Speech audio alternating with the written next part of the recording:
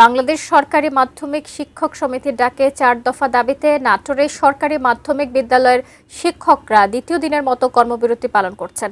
এতে করে বিপাকে পড়েছে শিক্ষার্থীরা। নাটোর শহরের সরকারি বালিকা উচ্চ বিদ্যালয় থেকে বিস্তারিত জানিয়েছেন প্রতিনিধি বোরহান উদ্দিন বনি। বাংলাদেশ সরকারি মাধ্যমিক শিক্ষক সমিতির ডাকে ৪ দফা দাবিতে নাটোর সরকারি মাধ্যমিক বিদ্যালয়ের শিক্ষকেরা দ্বিতীয় দিনের মতো ৩ দিনের কর্মবিরতি পালন করছে। দীর্ঘদিন ধরে চলে আসা বৈষম্যের প্রতিবাদে ও ৪ দফা দাবি বাস্তবায়নের লক্ষ্যে গতকাল ১ ডিসেম্বর থেকে টানা ৩ দিনের এই কর্মসূচি শুরু করেছে শিক্ষকরা।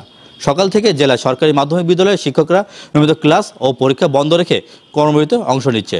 ফলে শিক্ষার্থীদের লেখাপড়া ব্যাহত হচ্ছে এবং শিক্ষা প্রতিষ্ঠানগুলোতে কার্যত অচলাবস্থার সৃষ্টি হয়েছে। শিক্ষক নেতারা জানান, দীর্ঘদিন ধরে তারা বৈষম্যের শিকার হয়ে আসছেন। বারবার দাবি জানিয়েও কোনো কার্যকর উদ্যোগ না নেওয়ায় বাধ্য হয়ে তারা কর্মবিরতিতে নেমেছেন।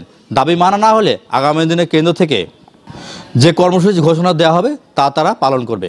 এদিকে আকস্মিক এই কর্মবিরতিতে বিপাকে পড়েছে শিক্ষার্থীরা। গতকাল বিদ্যালয়ে এসেও ক্লাস ও পরীক্ষা না হয় ফিরে যেতে বাধ্য হয়। এদিকে শিক্ষকদের কর্মবিরতিতে প্রতিবাদে ও শিক্ষা কার্যক্রম চালু রাখার দাবিতে গতকাল দুপুরে সড়ক অবরোধ করে বিক্ষোভ করেছে নাটোর শহরের বড়হরিশপুর শেরেবাংলা সরকারি প্রাথমিক ও উচ্চ বিদ্যালয়ের সামনে এই কর্মসূচি পালন করেন ছাত্র ও অভিভাবকরা জানান, স্কুলের শিক্ষার্থীদের এখন বার্ষিক পরীক্ষা চলমান। শিক্ষার্থীরা পরীক্ষা দিতে এসে জানতে পারে স্কুলের কার্যক্রম বন্ধ রেখেছে শিক্ষকরা। এতে করে শিক্ষার্থীদের ক্ষতিগ্রস্ত হচ্ছে। তাদের দাবি, শিক্ষকদের কর্মবিরতি বাতিল করে শিক্ষা ব্যবস্থা দ্রুত সচল করা হোক। নাটোর শহরের সরকারি বালিকা উচ্চ বিদ্যালয় থেকে বোরহান উদ্দিন বনি।